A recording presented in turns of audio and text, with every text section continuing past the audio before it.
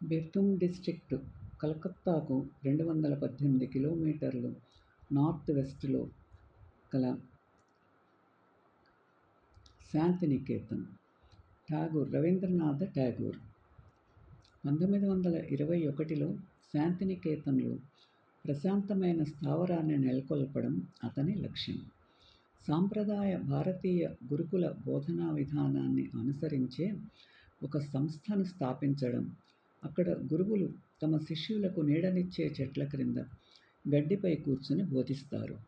విశ్వవిద్యాలయం యొక్క community living ప్రాముఖ్యతను కూడా నొక్కి చెప్పింది మరియు కళల యొక్క అన్ని శాఖలలో ప్రత్యేకతను కలిగి ఉంది. మానవీయ శాస్త్రాలు బెంగాలీ సాంస్కృతిక ప్రత్యేక ప్రాధాన్యతనిస్తూ నేడు విశ్వభారతి విశ్వవిద్యాలయంగా పిలువబడుతున్నాయి. దీని నిర్మాణం మరింత సాంప్రదాయకంగా ఉంది, అయితే బహిరంగ పాఠాలు వంటి కొన్ని సంప్రదాయాలు పవిత్రమైనవి. ఠాగూర్ ఆరాధకులకు ఈ ప్రదేశం ఇప్పటికీ పవిత్రమైన ప్రదేశం. క్యాంపస్లో ఉత్తరాయణ్ కాంప్లెక్స్ ఉంది. ఇక్కడ రవీంద్రనాథుడు చాలా సంవత్సరాలు నివసించాడు మరియు పనిచేశాడు. ఇతర విభాగాలలో కల్లా ఫైన్ ఆర్ట్స్ భవన్, సంగీత్ భవన్ మరియు చైనీస్ స్టడీస్లో ప్రత్యేకత కలిగిన చైనా భవన్ ఉన్నాయి. బిహారీ ముఖర్జీ 1940–80 నుండి నందలాల్ బోస్ 1882–1966 మరియు రామ్ కింకర్ వంటి దేశంలోని అనేక మంది ప్రముఖ కళాకారులు ప్రదర్శించిన రచనల ద్వారా సమకాలీన భారతీయ కళతో శాంతినికేతన్ అనుబంధం స్పష్టంగా కనిపిస్తుంది. తూర్పు భారతదేశం.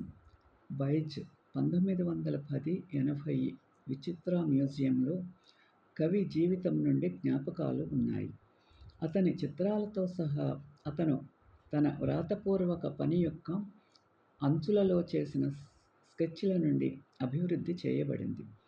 ప్రతి సాయంత్రం క్యాంపస్లో రవీంద్ర సంగీత్, ఠాగూర్ వ్రాసిన మరియు సంగీతం అందించిన పాటలు, అద్భుతమైన ప్రదర్శనలు వినపడతాయి. సమీపంలోని కెందులి గ్రామం మధ్యయుగ కవి జయదేవ జన్మస్థలం. అతను కృష్ణునికి గీత గోవిందాన్ని రచించాడు. ప్రతి సంవత్సరం జనవరిలో వారి మనోహరమైన పాటలకు ప్రసిద్ధి చెందిన బౌల్స్ సంచారం చేసే మిన్స్ట్రెల్స్ కెందులి మేళ పండుగ కోసం ఇక్కడ సమావేశమవుతారు. అక్కడ వారు 3 రోజులు విరామం లేకుండా పాడతారు. విశ్వభారతి విశ్వవిద్యాలయం విచిత్ర మ్యూజియం గురువారము, మంగళవారము సందర్శించవచ్చు.